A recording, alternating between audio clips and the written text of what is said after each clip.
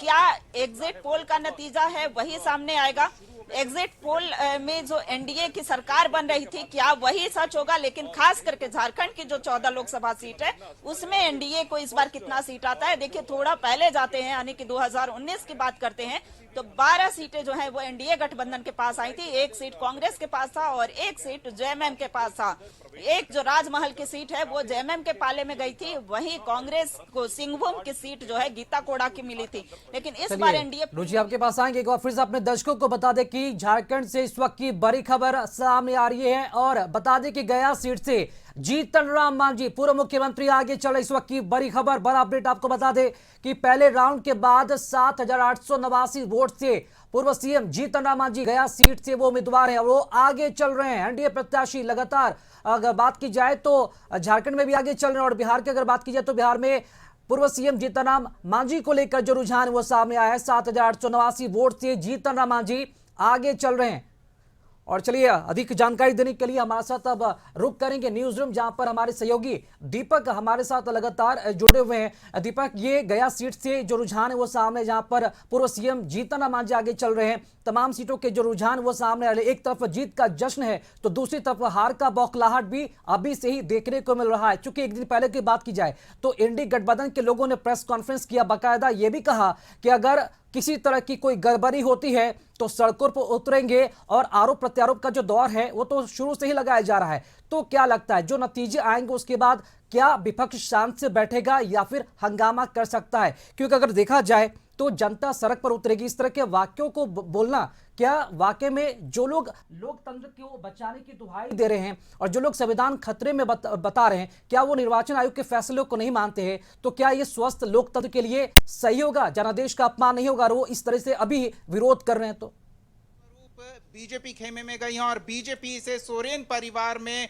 बड़ी सेंधमारी के तौर पर देख रहा है। हमारे साथ झारखंड संपादक अनुराग ठाकुर भी जुड़े हुए हैं। अनुराग जी, दोनों पर सबकी नजर थी, निशिकांत दुबे की हैट्रिक और सीता सोरेन, एक बड़ी सेंधमारी, बीजेपी की बड़ी कामयाबी विपक्ष को तोड़ने में। कैसे है शुरुआती आंकड़े? जी बिल्कुल, जिस तरीके से अब तो रुझान आने शुरू हो गए हैं और दोनों ही आगे चल रहे हैं, तो सीता सोरेन की अगर हम बात करें तो ये पहले से ही कयास लगाए जा रहे थे कि बीजेपी ने उन्हें जेएमएम से तोड़ा और जेएमएम से उनकी नाराज़गी थी, अपने ही परिवार से नाराज़गी थी, बड़ी बहू थी सोरेन परिवार की। लेकिन उसके बाद भी वो बीजेपी में गई और बीजेपी में जाके उन्होंने अपने परिवार के खिलाफ खुलकर बोला और कहीं ना कहीं उसी वक्त से ये कयास लगाए जा रहे थे कि उन्हें वो वहाँ पे एक स्ट्रॉन्ग कैंडिडेट होंगी और वहाँ वो टक्कर देंगे। तो यही अभी रुझान जो आ रहे हैं इसमें हमें स्पष्ट दिख रहा है, नलिन सोरेन को वो टक्कर दे रही है और अभी आगे चल रही है। वहीं अगर हम गोड्डा की बात करें तो निशिकांत दुबे इस बार फिर हैट्रिक लगाने का अंदाज़ा लग रहा है कि वो हैट्रिक लगाएंगे, क्योंकि वहाँ पे जो लोग हैं उनका कहना है कि निशिकांत दुबे ने काम किया है वहाँ की जनता के लिए,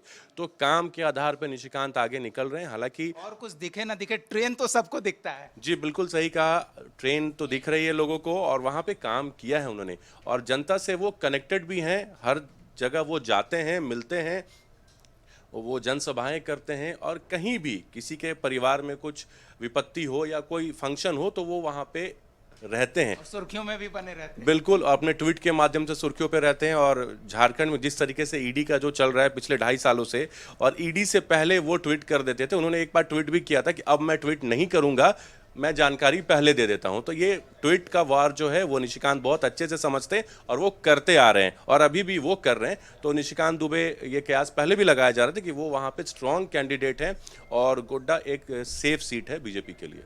चलिए हम एक बार फिर बिहार वापस आते हैं, जातियों की बात कर रहे थे, मनीष जी के पास चलते हैं। मनीष जी, इंजीनियर साहब सोशल इंजीनियरिंग में कमजोर तो नहीं पड़ गए इस बार? नहीं, मैंने पहले भी आपको बोला कि पहले भी वो मजबूत थे और इस बार भी मजबूत है। जहां तक अशोक जी ने कहा कि आरजेडी ने इस बार जातीय समीकरण टिकट देने में बहुत अच्छा समीकरण बैठाया, तो मैं उन्हें बताना चाहता हूं और बिहार की जनता, देश की जनता को बताना चाहता हूं। जहां तक वीआईपी पार्टी की सवाल है, वीआईपी पार्टी पिछले बार भी उनके साथ है, ऐसा नहीं थी कि उनके साथ, वो समीकरण के हिसाब से टिकट जरूर देते हैं, लेकिन बिहार की जनता हमारे एनडीए के साथ है। वो समीकरण कितना भी बैठा ले लेकिन जनता हमारे साथ है। तो इसलिए मैं पूरी तरीके से, मैं पूरा विश्वास है हमें कि इस बार 40 में 40 होने जा रहा। एक भी किशनगंज भी हम नहीं छोड़ने जा रहे। किशनगंज की जनता में जो हम लोगों ने ग्राउंड पे गया, हम लोग लगभग 8 से 9 जिला में घुमा है, ग्राउंड पे जो स्थिति, जो हालात थे वो बिल्कुल एनडीए के पक्ष में है। कहीं भी कोई इफ वट होने नहीं जा रहा। बिहार में इस बार इन लोगों को निराशा ही हाथ लगने जा रहा है, 0 सन्नाटा मिलने जा रहा है। चलिए जनता जनार्दन की बात करते हैं। तो जनता जनार्दन चुनाव में कम से कम, चुनाव के समय कम से कम नेताओं के माई बाप होते हैं, और माई बाप समीकरण आरजेडी ने सेट किया है। जरा एक बार जान ले कि ये कितना दमदार समीकरण इनका है। देखिए दीपक जी, आपके प्रतिनिधि अशोक जी ने भी कहा, इन्होंने खुद आदरणीय नेता हमारे तेजस्वी यादव जी के दर्जनों से ऊपर जनसभा को कवरेज किया है, और उनकी जनसभाओं में जो उमड़ती भीड़, ये प्रचंड गर्मी में शायद किसी नेताओं के जनसभाओं में इतनी भीड़ जुटती होगी। नौजवानों का, किसानों का, महिलाओं का, हर वर्ग के लोगों का।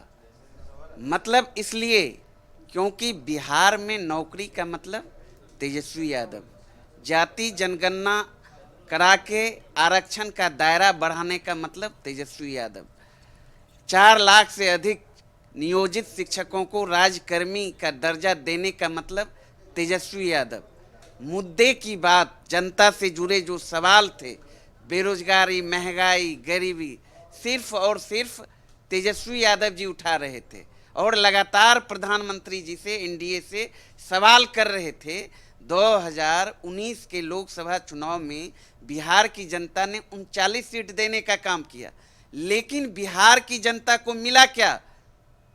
प्रधानमंत्री जी ने तो कहा था बिहार को विशेष राज्य का दर्जा देंगे, विशेष पैकेज देंगे, बिहार में जो बंद पड़ी चीनी मिल है चालू करेंगे, भागलपुर, मुजफ्फरपुर, पूर्णिया का एयरपोर्ट चालू करेंगे।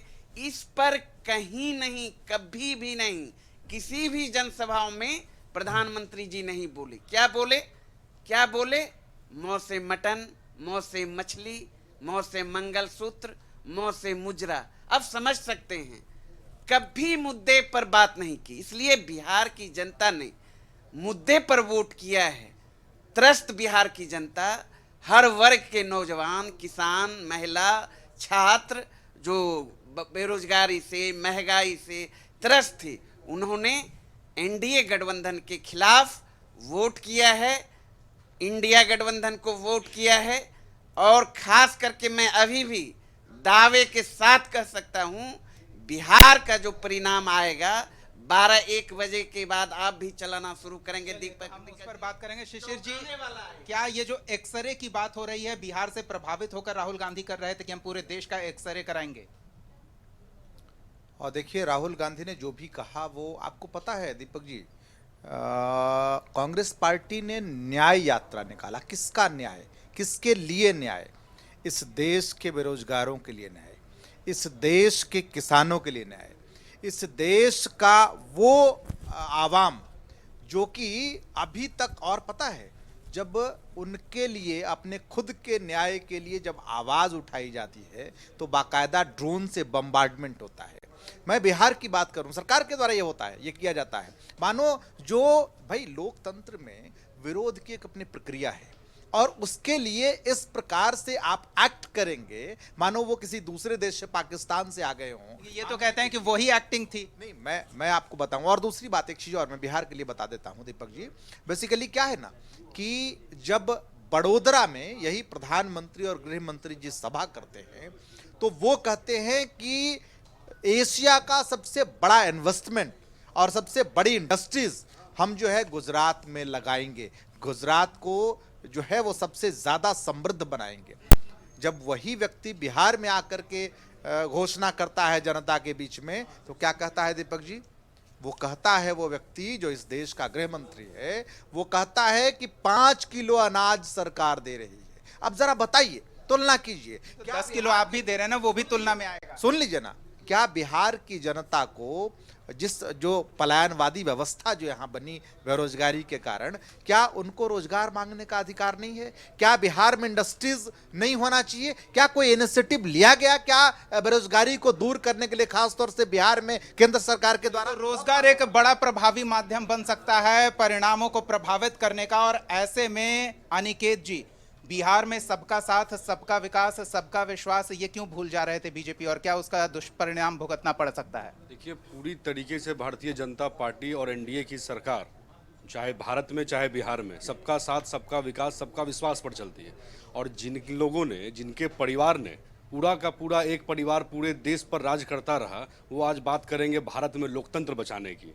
जिनका पूरा का पूरा परिवार बिहार पर राज करता रहा, जिन लोगों ने बिहार के लोगों को पलायन कराने पर मजबूर कर दिया, इसलिए नहीं कि रोजगार नहीं, रोजगार तो एक मुद्दा है ही, लेकिन अगर बिहार में रहेंगे तो उनकी बहू बेटियों का इज्जत लूट लिया जाएगा। रोजगार ऐसा मुद्दा है कि रोजगार मतलब तेजस्वी यादव हो गया है, ये चुनाव माहौल था। रोजगार मतलब तेजस्वी यादव कैसे होगा? ये तो एक एजेंडा इन लोगों का है, अपना जो 8 को 10 को कार्य करता है वो चुनाव में तो एजेंडा ही चलता है ना, रोजगार मतलब तेजस्वी यादव, तुम मुझे वोट दो मैं तुम्हें रोजगार दूंगा, ये कह रहे हैं तेजस्वी यादव। नहीं, तुम मुझे वोट दो मैं तुम्हें यहाँ से पलायन करा दूंगा, तुम मुझे वोट दो मैं तुम्हें गुंडा राज दूंगा। आप देखिए कि पूरे भारत में चुनाव हुआ, पूरे भारत में चुनाव हुआ, लेकिन गोली किस सीट पर चली? जिस 2 सीट पर लालू प्रसाद यादव के परिवार के लोग लड़ रहे हैं। आप सोच करके देखिए, पूरे भारत में सिर्फ 2 ही सीट पर गोली चली। जहानाबाद में 3 सीट चली। नहीं, जहानाबाद में चली तो देख लीजिए कौन लड़ रहे हैं जहानाबाद में। जिस जगह पर तो जेडीयू के भी है ना, जिस जगह पर इनके प्रत्याशी घोषित रूप से या तो अपराधी हैं या इनके परिवार के हैं, वहां पर माहौल खराब रहा है। आप जानते हैं सुरेंद्र यादव जी हैं, वहां पर किस हिसाब का वहां पर चुनाव होगा, अच्छे से जानकारी है। रोहिणी आचार्य ने किस हिसाब से बूथ पर पहुंच गए लूटने के लिए, और यहां तो मीसा भारती जी तीसरी बार हार देखेंगे। कुछ भी कर लें, जिन लोगों के परिवार ने यहां से लोगों को, अभी हमारे कांग्रेस के भाई साहब बोल रहे थे कि रोजगार क्यों नहीं लग रहा है, अरे पलायन कराने पर तो आपने मजबूर किया, पूरे भारत में आपने राज किया। हमारी सरकार 2014 से बनी हुई है, और 2014 से पहले आप क्या कर रहे थे? एक महात्मा गांधी सेतु पुल दिए थे पार करने। कुछ आंकड़े कुछ बढ़त आ रहे हैं। बड़ी खबर हम अपने दर्शकों को बता दें, जहानाबाद से जेडीयू प्रत्याशी चंदेश्वर चंद्रवंशी बढ़त बनाए हुए हैं। पटना साहिब सीट से रविशंकर प्रसाद पीछे चल रहे हैं। बड़ी खबर इस समय की आपको बता रहे हैं, रविशंकर प्रसाद बिहार में सबसे सेफ सीट बीजेपी की, वहां से पीछे चल रहे हैं। बख्तियारपुर विधानसभा में दूसरे राउंड की वोटिंग हो गई है और रविशंकर प्रसाद 807 वोटों से पीछे चल रहे हैं। आंकड़ा भले ही कम है, लेकिन रविशंकर प्रसाद। बड़ी खबर इस समय की आपको बता रहे हैं, कांग्रेस के अंशुल पटना साहिब सीट से रविशंकर प्रसाद को चुनौती देते दिख रहे हैं और आंकड़े अभी पल पल बदलेंगे, आंकड़े तेजी से बदलेंगे, अलग अलग जगहों से आंकड़े बदलते रहेंगे। बड़ी खबर इस समय की आपको बता रहे हैं, रविशंकर प्रसाद के बाद दूसरे आंकड़े हम आपको बता दें। बिहार की कुल सीटों पर अगर नजर डालें तो 32 के रुझान आ गए हैं। बीजेपी और जेडीयू 12, 6, 18, एलजेपी 2 यानी कि 20 सीटों पर बढ़त बनाए हुए है। INDI अलायंस खेमे की बात करें तो आरजेडी 6, कांग्रेस 2 और वाम दल 1, 6, 2, 8 और 1, 9। अदर्स भी 3 सीटों पर बढ़त बनाए हुए हैं, तो ये अदर्स भी दिलचस्प मुकाबला प्रस्तुत कर रहे हैं। तो लगातार आंकड़े आ रहे हैं। झारखंड के आंकड़ों की अगर बात कर लें तो बीजेपी 7 सीटों पर बढ़त बनाए हुए है, कांग्रेस 2 सीटों पर बढ़त बनाए हुए है, तो झारखंड के 9 सीटों के शुरुआती रुझान आ चुके हैं। बड़ी खबर इस समय की आपको बता रहे हैं, लवली आनंद और मुन्ना शुक्ला, वीणा देवी सभी के चुनाव परिणाम आएंगे और सब पर हमारी नजर टिकी हुई है। बख्तियारपुर में दूसरे राउंड में रविशंकर प्रसाद पीछे हुए थे और हम लगातार मेहमानों से प्रतिक्रिया ले ही रहे हैं। तो रविशंकर प्रसाद सबसे सेफ सीट, राजधानी में प्रधानमंत्री नरेंद्र मोदी आते हैं तो तीर तो सीधे ऊपर जाना चाहिए ग्राफ वाला, लेकिन यहां थोड़ा डामाडोल दिख रहा है। अभी काउंटिंग चल रहा है, जीतेंगे हम ही, आगे पीछे होते रहेंगे, जीत हमारी सुनिश्चित है। और ये सिर्फ पटना साहिब की नहीं, पूरी 40 की 40 सीट हम जीतेंगे। एकदम जनता का आशीर्वाद और मोदी जी का काम हमारे साथ में है। बिहार में नीतीश कुमार जी का काम हमारे साथ में है। निश्चित रूप से ये तभी शुरू हुआ है रुझान 11-12 बजे तक में। जहां हम आगे हो गए वहां हम आगे ही होते रहेंगे, जहां अगर हम अभी पीछे हैं वहां भी जब आगे होंगे तो निश्चित रूप से आगे ही जाते रहेंगे। चलिए, मनोरंजन गिरी जी भी हमारे साथ जुड़ चुके हैं। मनोरंजन जी, आपकी पहली प्रतिक्रिया इन आंकड़ों पर? अधिकांश सीटों पर एनडीए खेमा बढ़त बनाता दिख रहा है। हम लोग एनडीए पूरे देश में जीतेंगे और बिहार में भी हम लोग चुनाव जीतेंगे। एनडीए के हम लोग जब क्षेत्र में घूम रहे थे तो हम लोग देख रहे थे कि बिहार का विकास और नरेंद्र मोदी का काम जनता के सिर चढ़ करके बोल रहा था।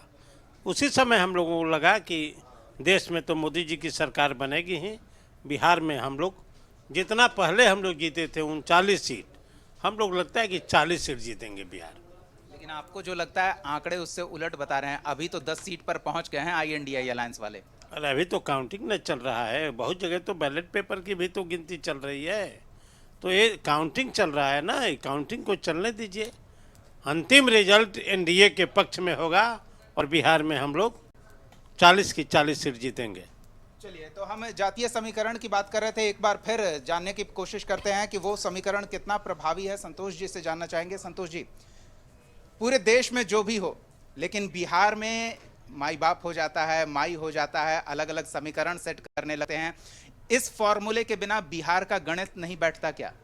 देखिए, निश्चित तौर पर मतलब बिहार में जाति गणना हावी है, जातीय गणना और जाति के आधार पर लोग पोलिंग करते थे। लेकिन बिल्कुल दीपक जी, आपके पिछले पास दो आएंगे। चुनाव, फिलहाल इस 14 वक्त की और बड़ी 19 खबर में बता दें कि बेगूसराय सीट से गिरिराज सिंह पीछे चल रहे हैं। इस वक्त की बड़ी खबर, गिरिराज सिंह जो बीजेपी के फायर ब्रांड नेता कहे जाते हैं, गिरिराज सिंह जो बेगूसराय सीट से वो पीछे चल रहे। तो इस वक्त की बड़ी खबर आपको बता दें कि बेगूसराय से जो बीजेपी के प्रत्याशी है, बीजेपी के फायर ब्रांड नेता गिरिराज सिंह, वो फिलहाल पीछे चल रहे। अवधेश राय 6000 वोट से आगे चल रहे। इस वक्त की बड़ी खबर, अवधेश राय ने बीजेपी के जो प्रत्याशी है गिरिराज सिंह, उससे पीछे छोड़ दिया है। बेगूसराय सीट से गिरिराज सिंह फिलहाल अभी पीछे हो गए हैं और अवधेश राय जो 6000 वोट से अभी आगे चल रहे हैं। शिखा, बिल्कुल, और बेगूसराय सीट को गिरिराज सिंह यहां से पीछे चल रहे हैं और अपने आप में एक ये